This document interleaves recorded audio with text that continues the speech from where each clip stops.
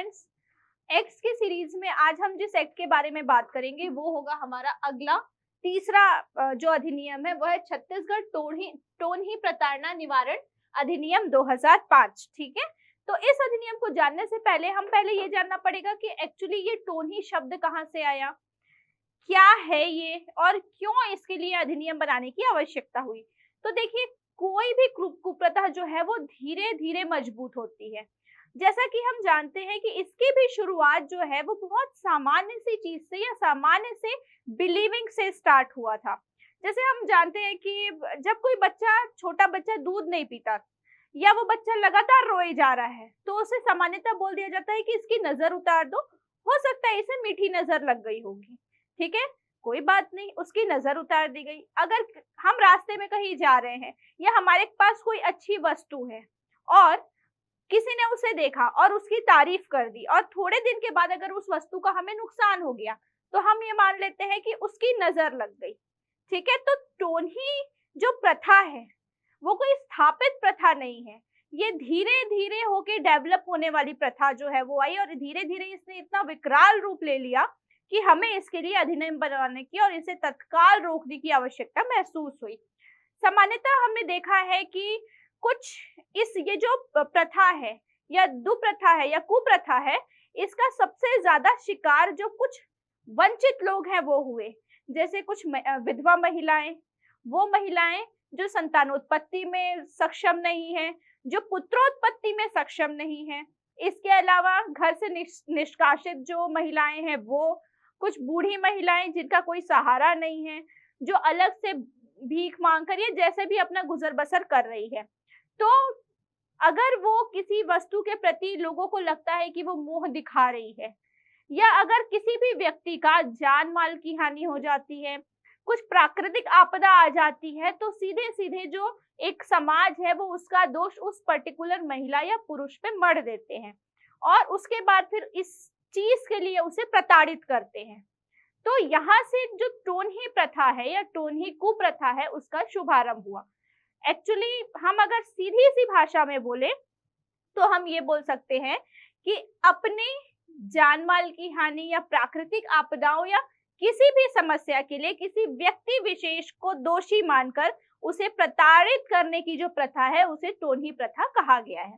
ठीक है, अब क्योंकि ये प्रथा जैसे जैसे आगे बढ़ते हुए और विकराल रूप लेती गई, लोग इस कुप्रथा के या इस बिलीविंग के कारण लोगों को मारने लगे, उनको गांव से बाहर भगा दिया जाता था, उनका दाना पानी रोक दिया जाता था।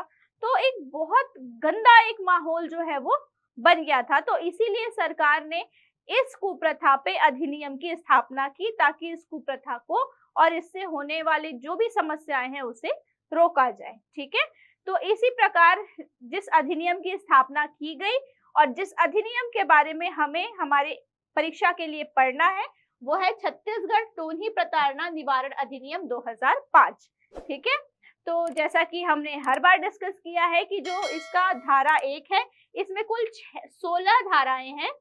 इस अधिनियम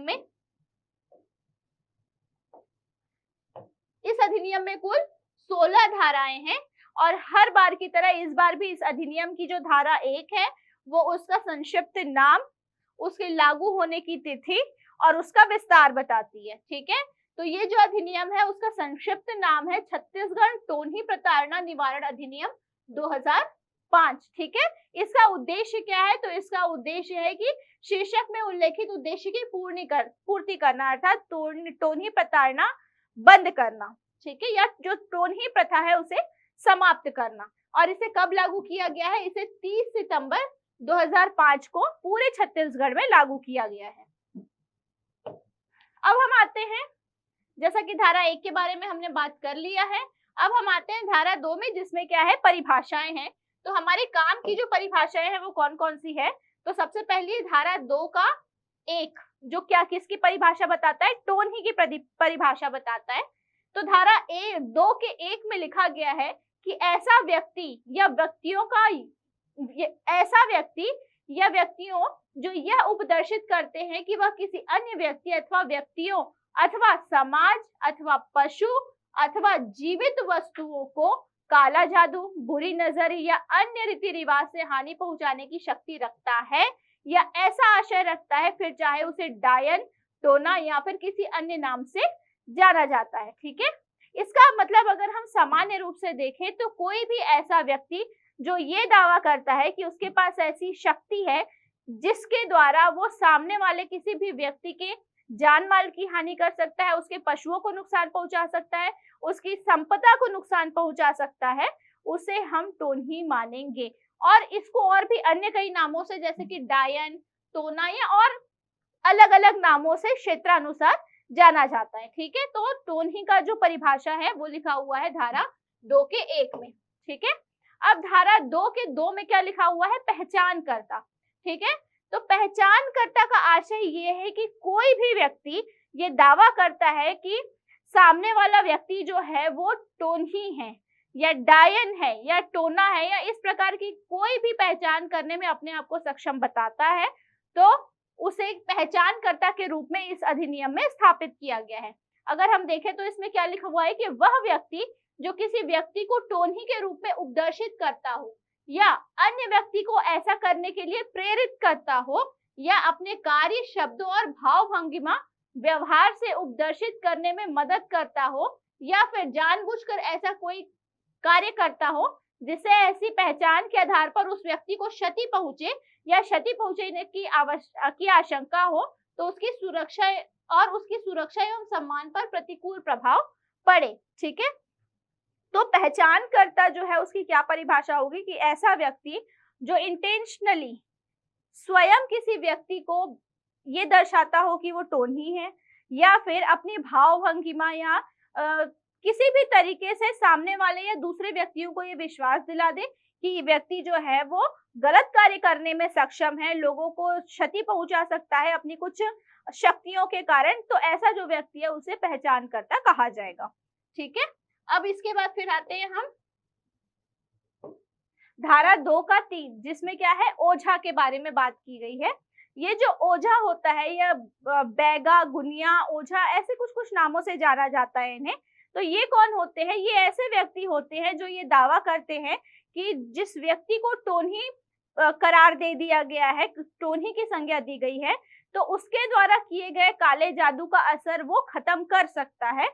इस बात का दावा जो व्यक्ति करता है उसे ओझा की संज्ञा इस अधिनियम में दी गई है। ठीक है, अब हम आते हैं धारा 3 में। ठीक है, तो इस अधिनियम की जो धारा 3 है वो बोलती है कि अधिनियम किसी अन्य विधि का अल्पीकरण नहीं करेगा। ठीक है, इसका मतलब ये है कि जैसे ही ये अधिनियम लागू होगा तो इसके लागू होते ही अन्य कोई भी अधिनियम जो है वो सामान्य या उसका असर कम या उसका अल्पीकरण नहीं होगा। जो अधिनियम जैसे चल रहे हैं वो वैसे ही शक्ति में चलेंगे और ये अधिनियम अपनी एक इंडिविजुअल आइडेंटिटी रखेगा। ठीक है, तो ये लिखा हुआ है धारा 3 में। अब हम आते हैं धारा 4 में। आगे से देखिए कि धारा 4, 5, 6, 7 और 8। ठीक है, धारा 4 से लेकर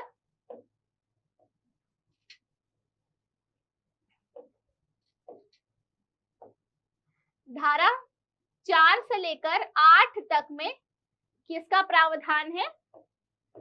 दंड का प्रावधान है। ठीक है, तो कैसे है? तो देखिए, सबसे पहले धारा 4 में इसको याद करने का तरीका कैसे होगा कि धारा 4 में टोनही की पहचान के लिए, ठीक है, कि अगर सीक्वेंस में देखें तो पहले एक व्यक्ति को टोनही के रूप में पहचान लिया गया, ये लिखा हुआ है धारा 4 में, इसके लिए दंड है। 5वां, पहचान कर लिया गया तो उसके बाद फिर उसको क्या किया गया? प्रताड़ित किया गया टोनही के रूप में। तो पहले धारा 4 में पहचान कर ली गई, धारा 5 में प्रताड़ित किया गया, फिर धारा 6, ठीक है, धारा 6 में अब देखिए 4 में पहचान कर लिया गया, 5 में उसे प्रताड़ित कर दिया गया, 6 में ये मान लिया गया कि उसने अगर कोई जादू टोना किया गया है तो उसके काट के लिए कोई उपाय कर लिया गया, ठीक है, उपचार के लिए, तो वो लिखा हुआ है धारा 6 में। आप सीक्वेंस से याद करेंगे तो ये बहुत आसानी से याद हो जाएगा कि सबसे पहले टोनी के रूप में पहचान लिया गया, फिर उसे प्रताड़ित किया गया, फिर उसके द्वारा किए गए कृत्य को काटने के लिए कुछ उपचार किया गया, ये है धारा 6 में। फिर धारा 7 में अगर कोई व्यक्ति है जो अपने आप से ये दावा कर रहा है कि मैं टोन्ही हूँ, ताकि लोग डरे, उसकी बात माने, या जो उसको जिस भी वस्तु की आवश्यकता है वो उसे दे दे, तो इस चीज के लिए, तो टोन्ही होने का दावा करने वाले के लिए जो दंड का प्रावधान है वो धारा 7 में है। तो हमारा सीक्वेंस क्या हुआ, पहले पहचान कर ली गई धारा 4 में, धारा 5 में हमें प्रताड़ित कर लिया गया, उसके बाद फिर धारा 6 में क्या किया गया, उपचार कर लिया गया, 7 में कोई व्यक्ति जो ये दावा करता है कि वो टोन्ही है उसके लिए, और धारा 8 में अपराध कारित करने के प्रयास हेतु, मतलब ये कि कोई व्यक्ति जो है वो इस प्रथा से संबंधित किसी भी प्रकार का अपराध करने की कोशिश कर रहा है, या सामने वाले को अपराध करने के लिए बरगला रहा है, या उसे प्रोत्साहित कर रहा है, उसके लिए दंड का प्रावधान धारा 8 में है। ठीक है, तो धारा 4 से 8 तक दंड का प्रावधान है। तो चलिए एक एक करके हम देख लेते हैं कि सबसे पहले धारा 4 में क्या है, टोन्ही की पहचान के लिए दंड। ठीक है, तो जो कोई किसी व्यक्ति की किसी भी माध्यम से टोन्ही के रूप में पहचान करता है तो वह कठोर कारावास है जिसकी अवधि 3 वर्ष तक हो सकेगी और जुर्माने से भी दंडित किया जाएगा। ठीक है, मतलब ये कि कोई व्यक्ति जो है वो अगर किसी अन्य व्यक्ति को या महिला को टोन्ही के रूप में करार देता है तो ऐसा करने पर उसे 3 वर्ष का कारावास और जुर्माने से दंडित किया जाएगा। ठीक है, अब हम आते हैं धारा 5 में। धारा 5 में क्या था, प्रताड़ना के लिए दंड। तो जो कोई स्वयं या अन्य किसी व्यक्ति द्वारा टोन्ही के रूप में पहचान किए गए व्यक्ति को शारीरिक या मानसिक रूप से प्रताड़ित करता है या नुकसान पहुंचाता है तो कठोर कारावास है जिसकी अवधि 5 वर्ष की होगी और जुर्माने से दंडित किया जाएगा। ठीक है, टोन्ही के रूप में प्रताड़ित करने के लिए व्यक्ति को 5 वर्ष का कारावास और जुर्माना देना पड़ेगा। अब हम आते हैं धारा 6 में, अभिकथित के उपचार के लिए दंड। मतलब कि यदि कोई ओझा के रूप में झाड़ फूक, टोटका, तंत्र मंत्र के उपयोग या अन्य कार्य, उपचार या नियंत्रण का दावा करता है तो उसे 5 वर्ष तक का कठोर कारावास और जुर्माना से दंडित किया जाएगा। ठीक है, जैसा कि हम जानते हैं कि, और हमने कई जगह देखा भी हुआ है कि जो लोग स्वयं को ओझा बोलते हैं वो एक पूजा पाठ का माहौल तैयार करते हैं, फिर उस व्यक्ति को लेके आया जाता है। कई बार देखा जाता है कि इन्हें पत्थर मारो तो आपका जो कष्ट है वो दूर होगा, इन्हें इनका मुंडन कर दो, और भांति भांति की प्रताड़ना जो है वो उपाय के आधार, उपाय है ऐसा बोलकर उनको दिया जाता है और ये उस व्यक्ति को उस तरीके से प्रताड़ित किया जाता है। तो ऐसे जो ओझा होंगे जो इस प्रकार का उपचार करेंगे तो उनके लिए 5 वर्ष का कठोर कारावास और जुर्माना जो है वो तय किया गया है। ठीक है, अब हम आते हैं धारा 7 में कि टोन्ही होने का दावा करने के लिए दंड। तो अगर कोई व्यक्ति है जो स्वयं को टोन्ही बताता है, मतलब कि वो ये बताता है कि उसके पास कोई ऐसी शक्तियां हैं जिसके कारण वो दूसरे व्यक्ति के वस्तुओं, धन, अर्थ, संपत्ति, पशु या ऐसे किसी भी प्रकार का किसी व्यक्ति का को नुकसान पहुंचा सकता है, तो अगर कोई ऐसा दावा कर रहा है तो उसे 1 वर्ष का कठोर कारावास और जुर्माने की सजा होगी। ठीक है, अब धारा 8 में आते हैं। धारा 8 में लिखा हुआ है कि अपराध कारित करने के प्रयास हेतु दंड। ठीक है, कि कोई व्यक्ति अधिनियम में उल्लिखित अपराध को करने का प्रयास करता है तो उसे वही अपराध दंड मिलेगा जो अपराध किए जाने पर मिलेगा। मतलब कि कोई व्यक्ति जो किसी अन्य महिला या व्यक्ति को ये साबित करवाने की कोशिश करता है कि वो टोन्ही है या काला जादू जानती है या जानता है, तो अगर वह ऐसा प्रयास भी करता है तो उसे वही दंड मिलेगा, उस कृत्य को किए जाने के लिए मिलेगा। ठीक है, अब हम आते हैं धारा 9 पे। धारा 9 क्या बोलता है, अपराधों का विचारण। ठीक है, कि अगर ये अपराध हो गए हैं तो इन पर विचार कौन करेगा, तो इस पर विचार करेगा प्रथम श्रेणी न्यायिक दंडाधिकारी जो है वो इन अपराधों को अपने संज्ञान में लेंगे और इन पर विचार करेंगे। अब हम आते हैं धारा 10 में, अपराधों की प्रकृति। तो ये जो अपराध है उसकी प्रकृति संज्ञेय और अजमानतीय है। हमने पिछले वीडियोस में भी ये शेयर किया है कि संज्ञेय का मतलब होता है कि ये एक ऐसा अपराध है जिसमें जो दोषी है उसे गिरफ्तार करने के लिए पुलिस को वारंट की आवश्यकता नहीं है, उसे वो सीधे गिरफ्तार कर सकते हैं। और अजमानतीय है मतलब ये कि एक बार उसकी गिरफ्तारी के बाद उसकी जमानत नहीं की जाएगी। ठीक है, अब उसके बाद फिर अब आते हैं हम अपने धारा 12 में। तो धारा 12 में किया गया है कि जुर्माने के निर्धारण में विषयों को विचारण में लिया जाना। ठीक है, तो इसमें लिखा है कि धारा 4, 5 एवं 6 के अंतर्गत जहां जुर्माना का दंड अधिरोपित किया गया जाता है, न्यायालय जुर्माने की राशि को के निर्धारण में उपचार पर हुए कोई व्यय सहित पीड़ित को हुए शारीरिक एवं मानसिक नुकसान को विचारण में लेगा। ठीक है, कि अगर ये जो दंड अपराध है वो हो गया है और इसके लिए जुर्माना भरा जा रहा है, तो जैसा कि हमने धारा 4, 5 और 6 में देखा है कि जुर्माने की राशि जो दोषी है उसके द्वारा भरवाया जाता है, तो इसके साथ ही जुर्माने की राशि के निर्धारण में इस बात को भी तय किया जाएगा कि जो भी व्यक्ति प्रताड़ित है उसके शारीरिक और मानसिक क्षति किस प्रकार की हुई है और उसके अनुसार इन चीजों को ध्यान में रखते हुए जुर्माने की राशि को तय किया जाएगा। इसीलिए जब हम धारा 4, 5 और 6 पढ़ रहे हैं तो उसमें कोई एक निश्चित राशि का उल्लेख नहीं किया गया है। राशि को कैसे निर्धारित किया जाएगा कि कोई व्यक्ति जो टोनही करार दे दिया गया है उसे किस प्रकार का मानसिक और शारीरिक कष्ट दिया गया है। ठीक है, तो ये थी हमारी धारा 12। अब हम आते हैं धारा 13 में, मुआवजे का आदेश। ठीक है, कि न्यायालय निर्णय पारित करते समय वसूल किया गया जुर्माना पूरा या आंशिक रूप से मुआवजे के रूप में पीड़ित को भुगतान करने का आदेश कर सकता है। मतलब ये कि न्यायालय के पास ये शक्ति है कि वो चाहे तो जुर्माने की जो राशि दंड स्वरूप अपराधी व्यक्ति द्वारा लिया जाएगा, तो वो पूरी की पूरी राशि या फिर उस राशि में से कुछ जो भाग है जो पीड़ित व्यक्ति है उसको मुआवजे के रूप में दे दिया जाएगा। ठीक है, ये बात है धारा 13 में। अब हम आते हैं धारा 16 में। धारा 16 में दिया गया है कि नियम बनाने की शक्ति, तो इस अधिनियम से संबंधित सारे नियम बनाने की शक्ति जो है वो राज्य सरकार के पास है। ठीक है, राज्य सरकार नियम बना सकेगी और बनाए जाने के उपरांत इसे यथाशीघ्र राज्य विधानमंडल के समक्ष पेश करेगी। ठीक है, तो ये आपका था टोनी प्रताड़ना प्रतिषेध अधिनियम। अब इससे संबंधित कुछ सामान्य से जो एमसीक्यूज हैं, क्वेश्चन आंसर है, वो हम सॉल्व कर लेते हैं। तो हमारा पहला क्वेश्चन है कि छत्तीसगढ़ टोनी प्रताड़ना निवारण अधिनियम में कुल कितनी धाराएं हैं? तो इसका आंसर होगा ए, इसमें कुल 16 धाराएं। ठीक है, हमारा अगला सवाल है, यह अधिनियम कब लागू हुआ था? तो इसका आंसर है बी, ये अधिनियम जो है वो 30 सितंबर 2005 को लागू हुआ था। अगला हमारा क्वेश्चन है कि टोनही की परिभाषा किस धारा के अंतर्गत आती है? तो जैसा अभी हमने पढ़ा कि टोनही की जो परिभाषा है वो धारा 2 के 1 के अंतर्गत आती है, तो ऑप्शन बी हमारा सही आंसर है, धारा 2 के 1 के अंतर्गत। अगला क्वेश्चन है, टोनही प्रताड़ना निवारण अधिनियम के तहत नियम बनाने की शक्ति किसके पास है? तो अभी हमने धारा 16 पढ़ा जिसमें लिखा हुआ है कि नियम बनाने की शक्ति किसके पास है?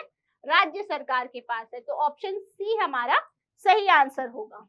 ठीक है, टोनही होने का दावा करने पर किस दंड का प्रावधान है? तो इसका आंसर है ऑप्शन सी, 1 वर्ष का कारावास और जुर्माने का प्रावधान टोनही होने के दावे करने पर दिया जाएगा। ठीक है, तो ये कुछ सामान्य से क्वेश्चंस थे जो हो सकता है हमारे एग्जाम में आए, ये आपको रिवीजन करने के लिए काफी आसानी देंगे। इसके अलावा जैसा कि हम जानते हैं कि उड़ान के द्वारा एक बहुत अच्छी किताब निकाली गई है महिला पर्यवेक्षक पर, जो अब मार्केट में अवेलेबल है। बहुत अच्छी बुक है, सारी चीजें संक्षिप्त रूप से और जितनी इस परीक्षा के लिए आवश्यक है वो सारी जानकारियां इसमें दी गई है। आप चाहें तो बिल्कुल ये किताब जो है वो जाके अपने नजदीकी बुक स्टोर से ले सकते हैं। यदि आप रायपुर, राजनांदगांव, बिलासपुर, दुर्ग, जगदलपुर और अंबिकापुर से बिलोंग करते हैं तो यहाँ के बुक स्टोर्स में ये बुक्स जो है वो अवेलेबल है। लेकिन अगर इन शहरों के अलावा आप किसी अन्य शहर से बिलोंग करते हैं तो आपके पास कुरियर की सुविधा उड़ान IAS अकेडमी आपको देता है। आप कुरियर के थ्रू अपनी बुक्स जो है वो मंगवा सकते हैं। तो कुरियर से इस बुक को मंगवाने के लिए आपको क्या करना होगा, हमारे पास ये 2 नंबर्स दिए गए हैं व्हाट्सएप नंबर, इन नंबर्स पे आप अपना एड्रेस और नाम लिख के भेज दीजिए, आपकी बुक आपको अपने घर पे मिल जाएगी। मैं एक बार नंबर आपको बता देती हूँ, 6268248393, ये एक नंबर है, और दूसरा है 8602080790, ये दूसरा नंबर है। तो यदि आपको बुक चाहिए अपने घर में तो आप इन नंबर्स पे अपना एड्रेस और अपना नाम भेज दीजिए, आपकी बुक आपको मिल जाएगी। इसी के साथ अगले वीडियो में हम अपने अगले अधिनियम के साथ शामिल होंगे। Thank you.